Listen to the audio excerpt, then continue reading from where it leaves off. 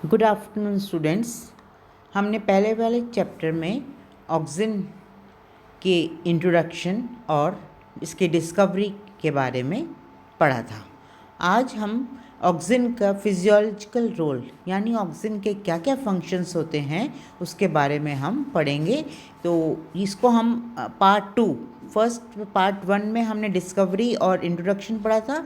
अब part two में oxygen का फिजियोलॉजिकल रोल के बारे में हम लोग पढ़ेंगे। तो स्टूडेंट्स, ये इम्पॉर्टेंट चैप्टर है। एग्ज़ाम में इसमें शॉर्ट नोट्स कितनी बार आ जाते हैं और कितनी बार डायरेक्ट क्वेश्चन भी आ जाता है कि ऑक्सीजन का फिजियोलॉजिकल रोल या फंक्शंस ऑक्सीजन के क्या हैं। तो स्टूडेंट्स, सबसे पहले आप देखो, जो फर्स्ट लिखा है एपिकल डोमिनेंस, जिसको हिंदी में कहेंगे शीर्ष प्रमुखता। तो एपिकल डोमिनेंस का जो मेन कारण है वो है ऑक्सीजन। ऑक्सीजन जो है एपिकल डोमिनेंस का मुख्य कारण है। जब तक शीर्ष पर कलिका के ऊपर ऑक्सीजन है तब तक पार्श्व कलिका का ग्रोथ नहीं हो सकती। मतलब जब तक शीर्ष के ऊपर, पादप के शीर्ष के ऊपर अगर ऑक्सीजन है तो ऊपर की एपिकल की जो कलिकाएं हैं वो तो ग्रो करेंगी, लेकिन लेटरल बड्स का फॉर्मेशन नहीं होगा। हाँ, अगर ऊपर की कलिका को हम काट देंगे तो लेटरल बड का जो है फॉर्मेशन होगा। तो इसका मतलब शीर्ष कलिका की पार्श्व कलिका की वृद्धि को जो है इनहिबिट करता है। तो एपिकल डोमिनेंस में जो शीर्ष कलिका है वहाँ ऑक्सीजन फॉर्मेशन होता है। अगर वहाँ ऑक्सीजन फॉर्मेशन होता है तो लेटरल कलिका या पार्श्व कलिका ग्रो नहीं करती। हाँ, ऐसा हो सकता है कि अगर ऑक्सीजन को साइटोकाइनिन से रिप्लेसमेंट किया जाए तो लेटरल बड्स जो हैं वो ग्रो कर जाती हैं, बट नॉर्मली जो है एपिकल डोमिनेंस में जो ऑक्सीजन है मुख्य रोल प्ले करता है। सेकेंड जो है रूट इनिशिएशन, जड़ों का आरंभन। ये मुख्य रूप से आपने देखा होगा कि गुलाब में, रोज़ में हम कितनी बार कटिंग काट के लगा देते हैं। 50 कटिंग लगाते हैं तो मुश्किल से उसमें कम से कम 8-10 कटिंग जो हैं वो उसमें जो है रूट्स ग्रो करती हैं। रूट्स का आरंभन, जड़ों का आरंभन होता है और वो पेड़ों में डेवलप कर जाते हैं, पौधों में। लेकिन अब जनरली क्या है कि जब मैंने कहा कि 50 में से 8-10 केवल ग्रो करती हैं, लेकिन अगर उन कटिंग्स को हम ऑक्सीजन का ट्रीटमेंट देंगे तो जो है मूल निर्माण जो है वो प्रेरित होगा, जड़ों का आरंभन जो है वो हो जाएगा। तो इसमें मुख्य रोल जो है IBA और NA है। इंडोल ब्यूट्रिक एसिड और नेप्थलीन एसिटिक एसिड, ये दो ऑक्सीजन्स हैं जो अगर कटिंग्स में, रोज़ की कटिंग्स को सपोज हम ये दो ऑक्सीजन्स प्रोवाइड करते हैं या उनका छिड़काव करते हैं तो उनमें जो है रूट्स का या जड़ों का शुरुआत हो जाती है और वो प्लांट्स में ग्रो कर जाते हैं। तो रूट इनिशिएशन यानी जड़ों के आरंभन में जो ऑक्सीजन्स जो है वो मेन रोल प्ले करते हैं। तीसरा है सेल एलोंगेशन यानी कोशिका का दीर्घीकरण। तो ये जो ऑक्सीजन्स हैं ये मदद करते हैं सेल एलोंगेशन में। फोर्थ जो है सेल डिवीजन। वैसे सेल डिवीजन जो है इसका डायरेक्ट रोल नहीं है, मुख्य रोल प्ले नहीं करते, लेकिन कितनी बार हमने एक्सपेरिमेंट्स किए हैं टिश्यू कल्चर जैसे लैब में, उसमें हम कैलस ग्रो करते हैं। तो साइटोकाइनिन के साथ ऑक्सीजन जब हम कंबाइन करते हैं तो उसमें जो है वो सेल डिवीजन में हेल्प करता है कुछ हद तक। और जनरली हमने देखा हुआ कैम्बियम जो है सेल डिवीजन में जो है कैम्बियम का मुख्य रोल करता है। कैम्बियम जो है, कैम्बियम के सेल्स जो हैं वो डिवाइडिंग स्टेज में होते हैं, तो ऑक्सीजन कैम्बियम में सेल डिवीजन को प्रेरित करता है। नेक्स्ट जो है पांचवा जो कैरेक्टर लिखा है ऑक्सीजन जो है घावों को भरने में, पादपों में अगर घाव हो जाते हैं उनको भरने में ऑक्सीजन जो है मदद करता है और ग्राफ्टिंग में भी सहायक होता है। ग्राफ्टिंग मतलब कलम लगाने में, तो कलम लगाने में भी ये सहायक होता है। 6 लिखा है आलू में प्रसुप्ति। तो आप लोग ये जानते हो प्रसुप्ति मतलब डॉर्मेंसी, पोटैटो डॉर्मेंसी यहाँ लिखा हुआ है। आप लोग जानते हो बच्चों कि पोटैटो की, आलू की मार्केट वैल्यू तभी तक इम्पॉर्टेंट है जब तक उसमें कलिकाओं का निर्माण नहीं होता, जब तक उसमें कलिकाएं जो हैं अंकुरित नहीं होती। और आलू में प्रसुप्त अवस्था को जो है ये ऑक्सिन जो है इसके डॉर्मेंट पीरियड को, प्रसुप्त अवस्था को बनाए रखता है। जब भी आलू जो है उसका स्टोर करते हैं, स्टोरेज में गोदाम में रखते हैं, तो उन पे जो है ये specially alpha naphthalene acidic acid, alpha NaA, आप देखो मैंने यहाँ लिख रखा है, तो इसकी डॉर्मेंट अवस्था यानी प्रसुप्त अवस्था या विश्राम अवस्था को बनाए रखने के लिए ये हार्मोन यानी ऑक्सिन जो है वो इम्पॉर्टेंट है। तो इसका छिड़काव कर दिया जाता है अल्फ़ा NaA का, और इसकी डॉर्मेंट कंडीशन यानी प्रसुप्ति अवस्था को मेंटेन करा जाता है ताकि मार्केट वैल्यू इसकी ज़्यादा रहे। नेक्स्ट क्या है, अनिषेक फलन यानी पार्थेनोकार्पी। पार्थेनोकार्पी क्या होता है, बिना निषेचन के फलों का निर्माण को हम, इस प्रक्रिया को हम कहते हैं पार्थेनोकार्पी। पार्थेनोकार्पी से बीज रहित फलों का निर्माण होता है। तो IAA का जो है इंडोल एसिटिक एसिड के प्रयोग द्वारा बिना निषेचन के बीज रहित फलों का निर्माण किया जाता है। नेक्स्ट इसका इम्पॉर्टेंट फिजियोलॉजिकल रोल है खरपतवार नियंत्रण। ये मान ली मैंने पहले वाले चैप्टर में बताया था कि 2,4-D जो है ये खरपतवार नियंत्रण का भी कार्य करता है। तो ये ऑक्सिन्स जो हैं ये selective weed control, selective weed control मतलब बच्चों कि ये चुनिंदा पादपों को तो नष्ट करता है और मुख्य पादपों को ये जो है नष्ट नहीं करता। तो एज ए इम्पॉर्टेंट वीडिसाइड या वीड कंट्रोल करता है और खरपतवार का नियंत्रण करता है। इम्पॉर्टेंट खरपतवार जो को नाशी जो ऑक्सिन है वो है 2,4-D, इसका फुल फॉर्म है 2,4-डाइक्लोरोफिनॉक्सी एसिटिक एसिड।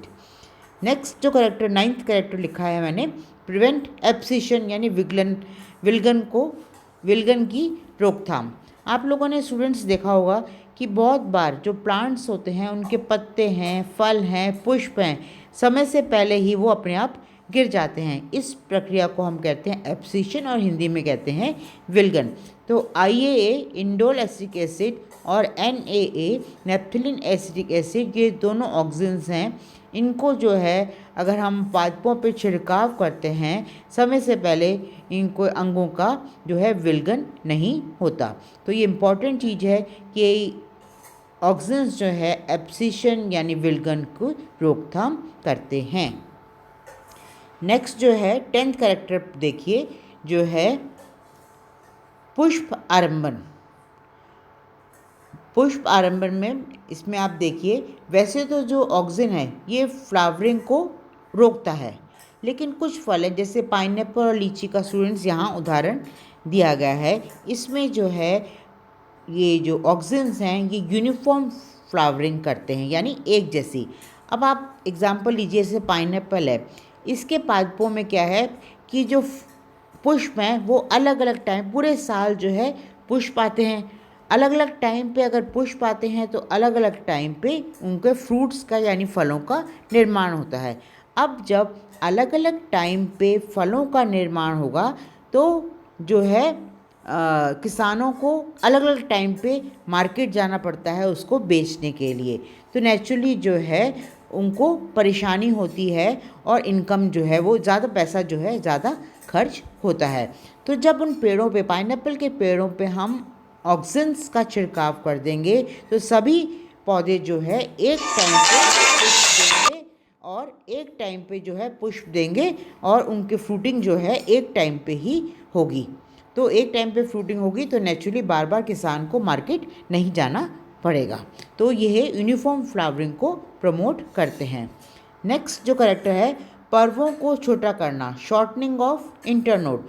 अब सेब और नाशपाती, आप देखिए ये जो पादप हैं, सेब और नाशपाती में जो फल हमेशा छोटी, दो तरह की इनमें शाखाएं होती हैं, एक तो बड़ी शाखाएं होती हैं स्टूडेंट्स और एक छोटी शाखाएं। फल हमेशा छोटी शाखाओं पे लगता है। तो जब ऑक्सिन का ट्रीटमेंट या छिड़काव हम इन पौधों पे, सेब और नाशपाती की पौधों पे करेंगे तो छोटी शाखाओं का निर्माण ज़्यादा होगा और छोटी शाखाओं का निर्माण जो होगा तो अधिक संख्या में फल जो है वो होंगे, यानी फलों की संख्या में वृद्धि होगी। नेक्स्ट 12th करेक्टर देखिए, फीमेलनेस, मादापन। तो ऑक्सिन के ट्रीटमेंट से मादा पुष्पों के निर्माण जो है वो अधिक होता है, यानी ऑक्सिन मादा पुष्पों के निर्माण को अधिक प्रेरित करता है।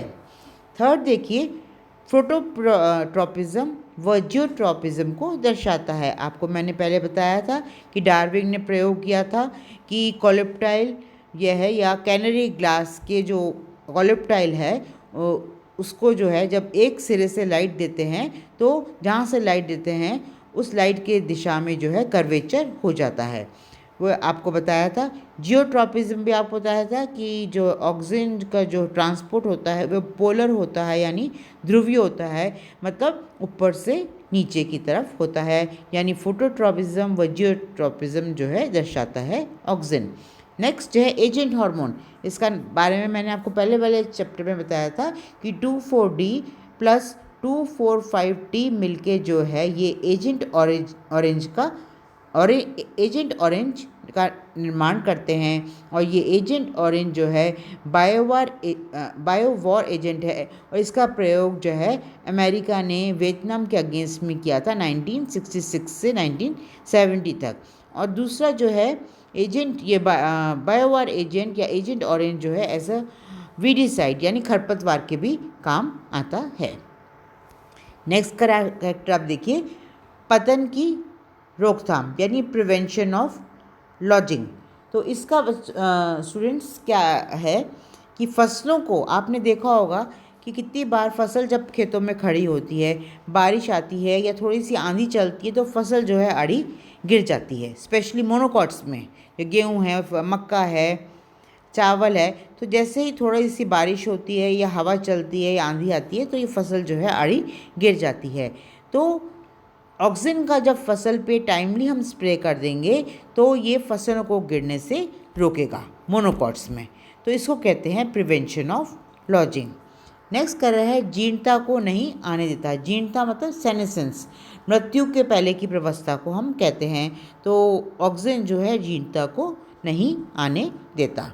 लास्ट मैंने लिखा है ऑक्सीजन के उपचार से हर वर्ष फलों का अच्छा उत्पादन होता है। आप लोगों ने देखा होगा कि जिस पेड़ पे फल लग रहे हैं तो उसके next year day by day हर साल जो है धीरे धीरे उत्पादन कम हो जाता है, लेकिन जब उन पेड़ों को हम ऑक्सीजन का ट्रीटमेंट देंगे, उन पर ऑक्सीजन का छिड़काव करेंगे तो हर साल जो है उत्पादन में वृद्धि होगी, अच्छी पैदावार हमें मिल सकती है। तो बच्चों ये तो हुए physiological roles of oxygen. Oxygen का पूरा चैप्टर यहाँ पर कंप्लीट होता है। मैंने इसके इंट्रोडक्शन बताई, आपको डिस्कवरी बताई, और मोस्ट इम्पॉर्टेंट इसके फिजियोलॉजिकल रोल यानी फंक्शंस के बारे में बताया। इसी तरह हम जो है अगले हार्मोन्स भी नेक्स्ट क्लास में हम लोग पढ़ेंगे। Thank you.